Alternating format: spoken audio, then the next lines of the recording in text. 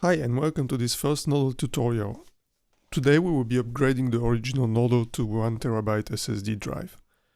What you need is the original Nodal box in 500GB. You can check that by logging into your device and running df-h and check the line for dev SDA3. It should show something around 419GB. This means you have a 500GB drive in your device. Next, you will need a good screwdriver. Any reasonable sized Phillips screwdriver should do, and a new SSD of 1TB or more. 1TB should be enough for the next 2 years, but you can use more if you want. You will also need a USB to SATA converter to connect the new drive to the device and make the transfer. And last, you need a cutting device to open the box.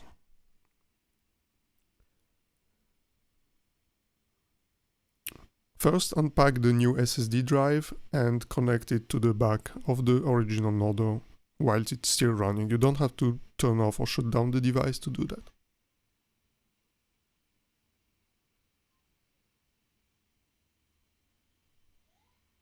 Plug the USB SATA converter to the drive and then to any of the ports on the back of your device. If you have a USB backup drive connected, then you have only one USB port left.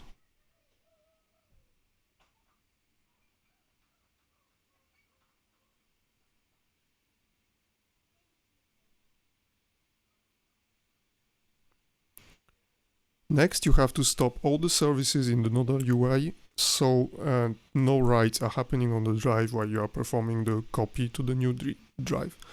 You can also do this copy connecting the two drives to a computer, but this time we'll show you how to do that without using an external computer. I'll just log into your admin access on the Nodal UI and click Stop Service on every tile. You can actually click on all the red buttons at once. It will be buffered and it will shut down the services one by one. After a few minutes, all the tiles should be showing stopping, and then the start service buttons should be back. Also, don't click the shutdown Nodal button, as that would shut down the device and you wouldn't be able to continue the process. As you can see, almost all my services are stopped now, only 2 are left. Then you have to stop the database, so if you still have the SSH open from checking the drive, you can do it now, or if you haven't SSH into the device, do it now and run service MySQL stop, so no writes are happening in the database. Next, you need to identify the new drive connected to the device. Usually it will be SDB or SDC, depending on if you have a backup drive connected or not. For this, we'll run ls/dev/sd* to list all the devices starting with SD. As you can see on my device here, the latest connected device is SDC. Write that down, as you will be needing this information a few times in the future. You can check with fdisk-r dev sdb or sdc if it's the correct drive by checking its size. As you can see here, it's 931 GB, which is 1 TB in hard drive seller speak. Then we remount the data partition in read-only. It's SDA3. This way we make sure that the copy will be as consistent as possible. As you will see later, we will still have to check the data after copying. Next, we will install a few tools that we will need for the copy, screen and PV. If this fails, you need to run apt-get update first, and then you run screen. Screen is a tool that will allow you to resume your SSH session if it ever gets closed.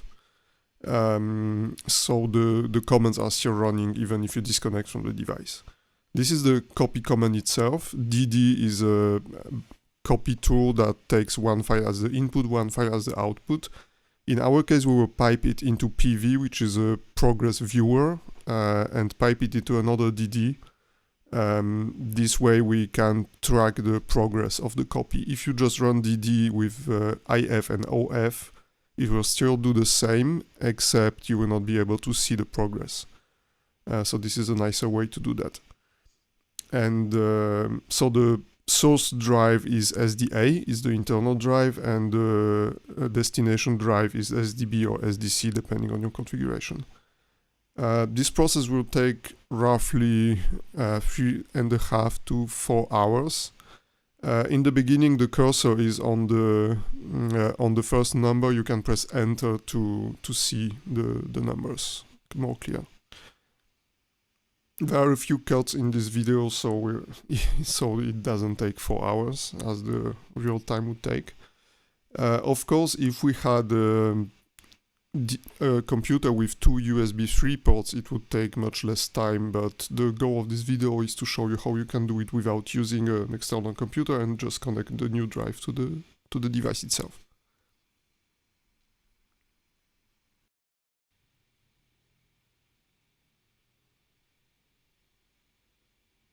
So the copy is almost finished. As you can see, it's 3 hours 59 minutes since it started, and soon we will have the final display of the DD comment about what it did. So 500 gigs. Okay, 500 gigs in, 500 gigs out. So now we need to actually resize the partition to use the whole drive. As you can see, I got disconnected from my device, so I am SSHing back in, and I will run screen -dr to reattach to my previous session.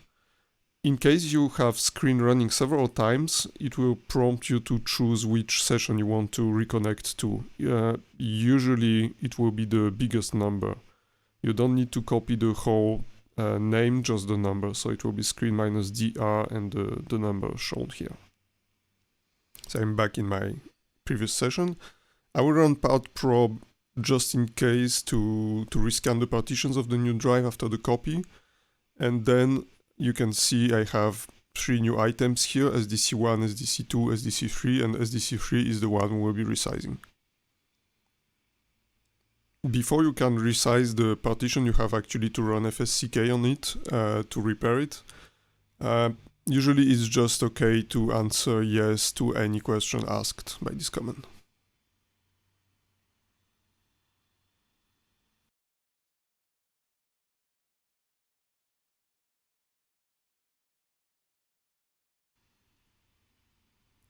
Next, we will be using a tool that DOS users will recognize as well. It's fdisk. It lets you edit partitions on the disk. So again, if it's SDB, use SDB here. If it's SDC, use SDC. The commands are pretty simple: P for print, D for delete, N for new, and W for write. So we are checking again that we are on the correct drive, the 1 TB one, not the old one. And what we will need is to move the end of the last partition to the end of the drive. For this, we need to remove the partition and recreate it. To recreate it, we will need the start offset of the partition. So this number is very important. It is probably different on your device, so you need to write it down. I'm keeping it on the right of the screen here for memory. So D for delete 3 for partition 3, and then N for new partition, primary number 3. And we put the first sector as the same value as we had before. For the end of the partition, just press enter. By default, it will be the end of the drive. We do not want to remove the signature because we want to keep the data on the partition. This is very important. Never answer yes here. By the way, if you screw something up, you can just use Q for quit. It will not save anything until you ask it to do so. And you can use P to print to check what you did. And lastly, we'll run W for write, and this will write the partition table and exit the tool. Running part probe again just in case to reread the partition table. And then we have one command to run is resize 2fs, which will just expand the partition to use the allocated space. Because the file system is actually not following the partition boundaries, you can create a smaller file system inside the bigger partition. You have to explicitly ask the system to initialize the empty space inside the partition with the file system.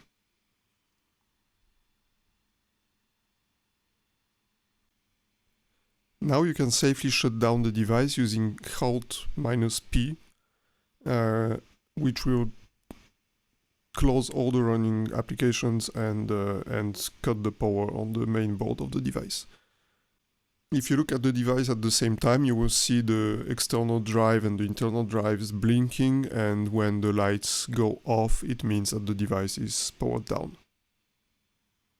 You can also look at the Ethernet ports on the back, and as soon as they turn off, the yellow and the green lights have both to turn off, you can assume that the device is powered down. And now we are ready to actually change the drive inside the device. First, unplug all the wires, so the external drive, the Ethernet port and the power wire, and any USB backup drive if you have one.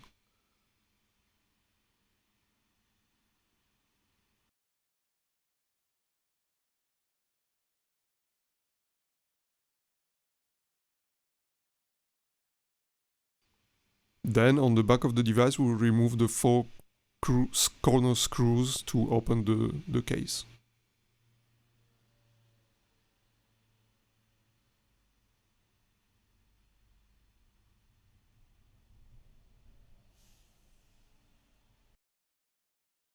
You also need to remove the USB bridge. Sometimes it can be tricky.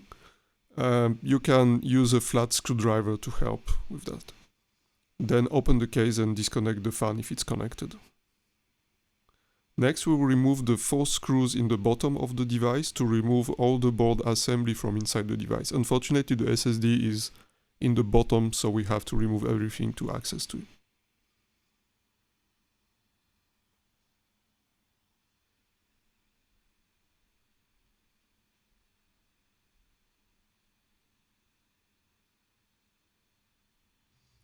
Sometimes the spacers can be loose, so be careful when you unscrew. If you feel that the screw is turning too easily, you have to hold the spacer with your fingers.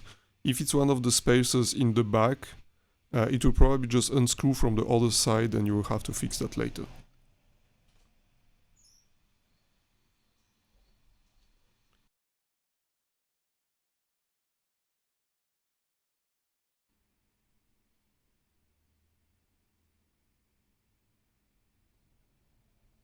Now you can slide the whole assembly out and disconnect the main power switch.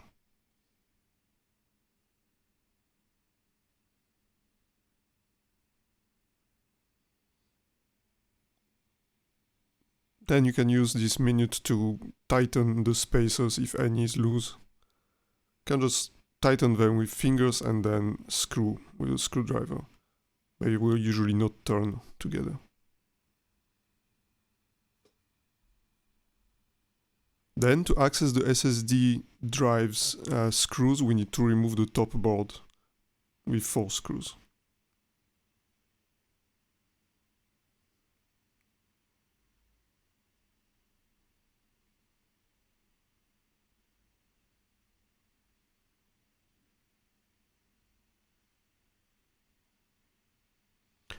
To make it easier for you to move things around, disconnect the power line going from the top board to the bottom board from the bottom board. It's easier to find the place later. Then you can loosen the screws for the SSD. You don't have to unscrew them completely, they will stay in the holes. Just a few turns to drop the SSD. You should hear it falling on the table when you're doing that. Then slide the SSD straight out to not damage the connectors. Line the new SSD with the connector, put it flat on the board and slide it in. Then hold it very tight to the board and screw the screws back in.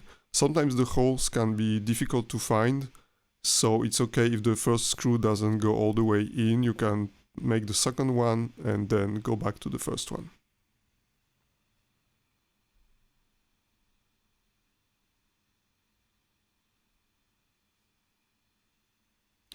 If you didn't do it previously, you can also set the node to auto power on when the power is applied by moving the small black jumper from its off position to the on position. Depending on your board, it might be attached only on one wire. It's okay. You should leave it like this if you don't want the auto power on. Then reconnect the wire going to the top board and screw the top board back in.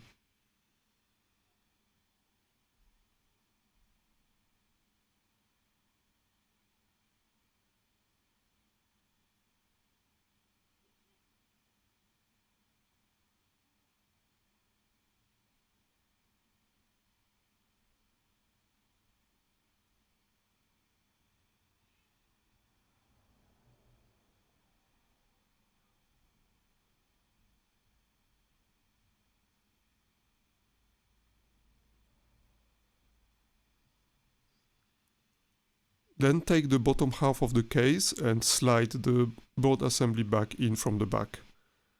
You can also connect the power button back in place. By the way, if you enable auto on and you don't want the big blue ring light in the front, you can leave it disconnected.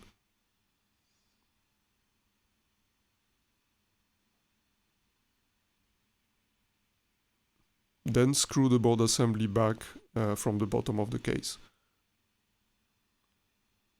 Don't tighten these screws too much, as usually that's what unscrews the spacers from the top screws. And anyway, these screws are held in place by the rubber feet, so you don't have to be too hard on them.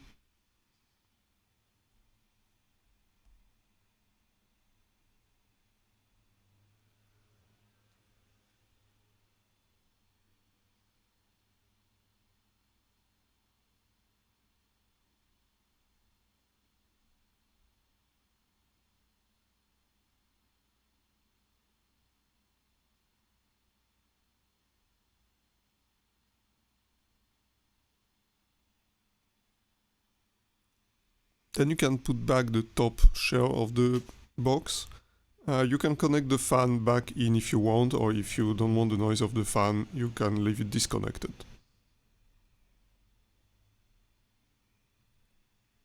And finally, you can put the USB bridge back in place and screw the 4 screws on the back. Again, don't be too hard on these screws, they tend to break the threading pretty easily, so don't over tighten them.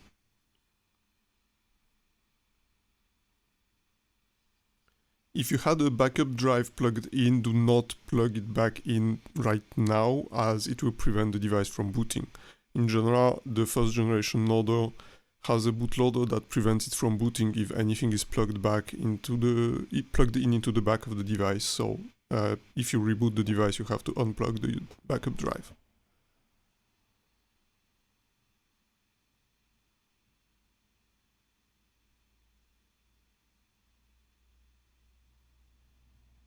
Then you can plug the power and Ethernet ports back in, and you're done.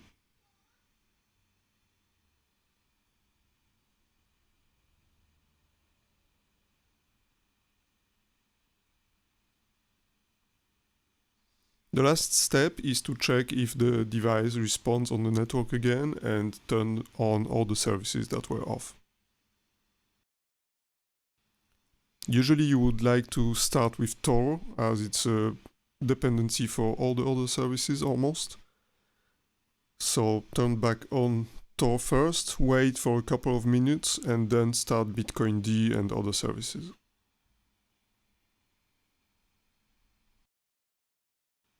After you checked that Tor is up and running, you can start Bitcoind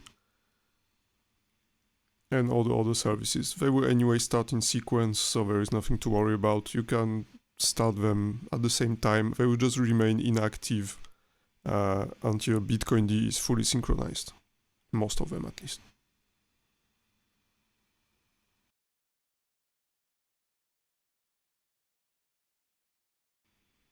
So you can see here my Bitcoind has resumed synchronizing. Everything looks fine. LND is still marked as package active because it can't restart as long as Bitcoind is not synchronized. And if I go to the BTC Pay server URL, if you installed it, you can see that it's already operational, but it will not accept payments as long as my Bitcoind is not ready to use. Anyway, that's all I have for you today, and hope to see you for the next tutorial. Bye!